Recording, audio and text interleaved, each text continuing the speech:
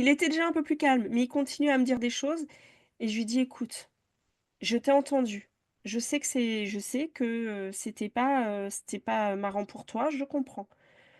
Je peux te partager maintenant qu'est-ce qui s'est passé pour moi?» J'ai dit: «Bah, écoute, moi je m'attendais pas à ce qu'il t'appelle, mais j'ai un rendez-vous et ça je sais que je pouvais pas attendre. Maintenant je comprends que tu sois déçu, embêté, mais voilà, sache que moi, c'était pas pour t'embêter et c'était pas mon intention». Et après, il a dit: «Ah oui, d'accord, pardon maman».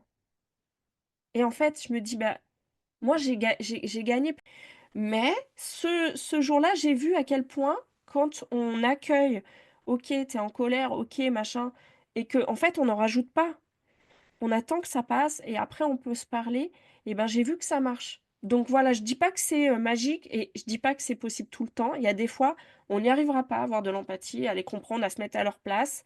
Mais quand on y arrive, même si c'est une fois dans la semaine, bah, c'est déjà ça et c'est déjà une situation où en fait, au niveau du lien, ça le renforce. C'est vraiment ça. Ça crée la connexion.